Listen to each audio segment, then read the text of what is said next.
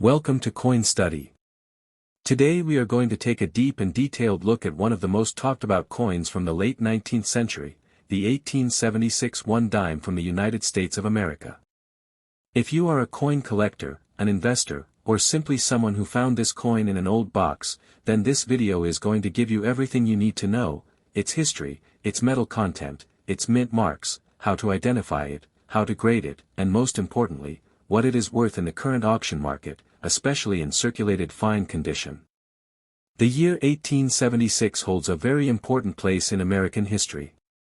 It was the year when the United States celebrated its 100th anniversary of independence, known as the Centennial Year. At that time, the country was undergoing significant changes. The aftermath of the Civil War was still fresh, the Reconstruction era was slowly coming to an end, railroads were connecting the East to the West, and the economy was entering an industrial growth phase. Coins minted during this period are considered historical treasures because they connect collectors to a turning point in America's story. The coin in focus, the 1876 one dime, belongs to the famous seated Liberty dime series, designed by Christian Gobrecht. This series ran from 1837 until 1891. On the obverse side, you will see the classic figure of Lady Liberty seated on a rock. She holds a pole topped with a Liberty cap in her left hand and a shield inscribed with the word Liberty in her right hand. Around her are 13 stars representing the original colonies, and below is the date, in this case, 1876. The reverse side features a simple yet beautiful wreath made of agricultural produce, surrounding the words, 1 dime. There is no denomination like 10 cents written because at that time, dime was already recognized as 10 cents. From a physical perspective, the 1876 dime was made of 90% silver and 10% copper. Its standard weight is 2.49 grams, and the diameter is 17.9 millimeters. The edge is reeded, and the intrinsic silver content gives it a melt value that changes with the silver market, but its collectible value is usually much higher than the metal content, especially if it is a rare mint mark. Now, let's talk about mintage. In 1876, this dime was struck at 3 mints: Philadelphia, with no mint mark, Carson City, with the CC mint mark, and San Francisco, with the S mint mark. The Philadelphia mint produced the largest quantity, making these coins the most common in the series. San Francisco mintages were more limited, and Carson City produced the fewest, making it the rarest and most sought-after version of this coin. Where do you find the mint mark? Flip the coin to the reverse side, just below the wreath. If there is nothing, it is from Philadelphia. If you see a tiny S, that is San Francisco, and if you see a CC, that is Carson City, and that's the key date that collectors are always hunting for. Before we move into values, it's very important to understand grading.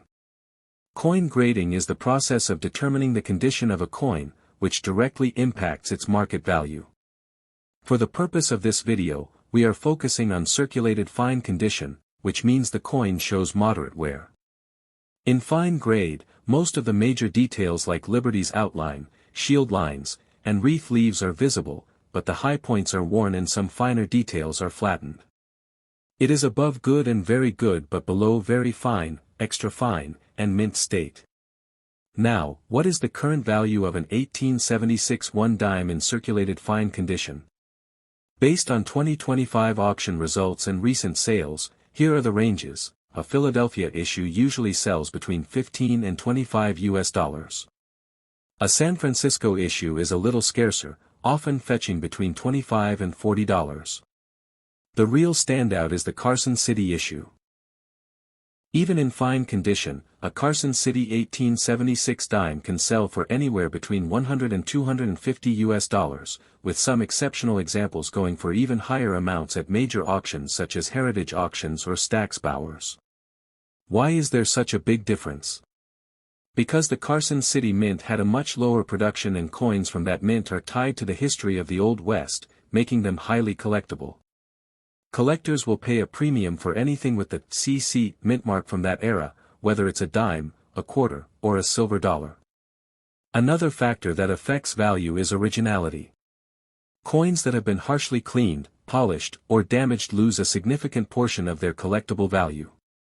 Natural toning, original surfaces, and a pleasant appearance often command higher bids. Also, coins certified by reputable grading companies like PCGS or NGC tend to sell for more because they come with a guarantee of authenticity and an official grade. If you are thinking of selling an 1876 dime, do not rush to a pawn shop or sell it for melt value. These coins are historical artifacts and deserve a proper platform.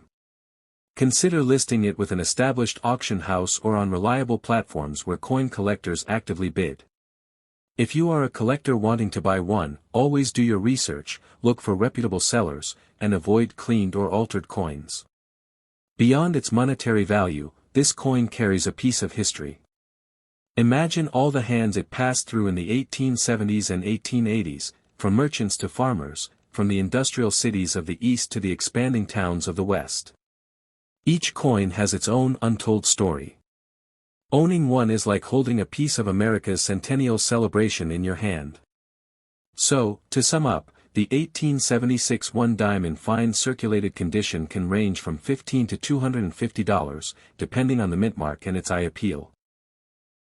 Philadelphia is the most common, San Francisco moderately scarce, and Carson City is the most valuable.